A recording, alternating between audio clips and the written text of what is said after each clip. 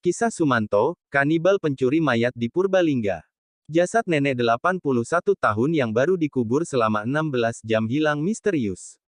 Rupanya, jenazah tersebut dibawa seseorang menuju rumahnya. Peristiwa yang terjadi pada tanggal 11 Januari tahun 2003 itu sontak menggegerkan sebuah desa kecil di Purbalingga, bernama Desa Majatengah. Warga yang kaget dengan pembongkaran makam nenek yang diketahui bernama Mbok Rina itu langsung melaporkan kejadian tersebut kepada pihak berwajib. Tanah kuburan yang masih basah itu pun mengantarkan jejak pelaku kepada seorang pria parubaya berusia 32 tahun bernama Sumanto. Sumanto tidak melakukan tindakannya dengan bersih. Hal itu terungkap dengan adanya tulang dan sisa daging jasad Mbok Rina yang berserak di rumahnya. Polisi pun bertindak cepat, Sumanto langsung diamankan 2 hari pasca kejadian dan disangka pasal-pasal 363 KUHP terkait pencurian dengan pemberatan. Juni tahun 2003, Sumanto, terdakwa kasus pencurian mayat dan kanibalisme, dituntut hukuman penjara 6 tahun. Namun, Sumanto mengaku keberatan atas tuntutan pidana tersebut. Alasannya, jasad tersebut menurut pengacara Sumanto, dinilai bukan benda, barang melainkan kotoran manusia yang sudah dibuang pemiliknya dengan cara dikubur.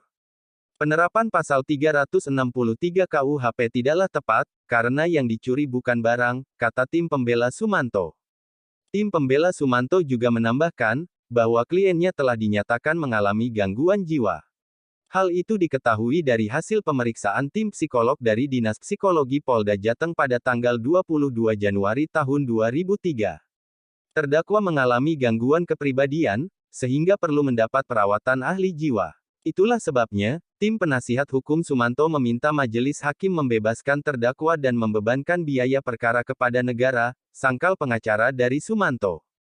Namun sanggahan dari tuntutan jaksa, tidak membuat majelis hakim pengadilan negeri Purbalingga goyah. Sumanto tetap dijatuhi hukuman pidana selama 5 tahun penjara pada tanggal 27 Juni tahun 2003. Hukuman ini 1 tahun lebih ringan ketimbang tuntutan jaksa. Mbok Rina bukan tumbal pertama Sumanto.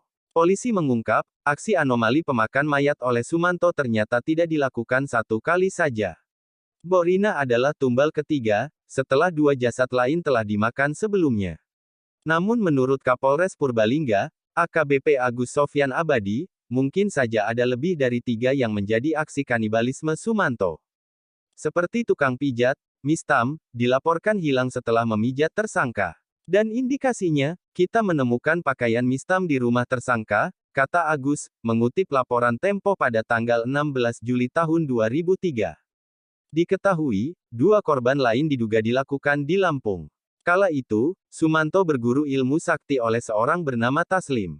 Menurut pengakuan Sumanto, ilmu sakti mulai dari kebal, ketenangan batin, sampai menghidupkan orang mati dapat dikuasainya jika 7 tumbal berhasil dilengkapi. Sumanto dinyatakan bebas usai masa tahanan vonis dikurangi 2 tahun. Pihak lapas setempat menilai, Sumanto telah berkelakuan baik dan layak mendapat remisi. Sumanto pun bertaubat. Demi menjalani masa pertaubatannya, diketahui, Sumanto masuk ke pondok pesantren An-Nur di Desa Bungkanel, Kecamatan Karanganyar, Purbalingga.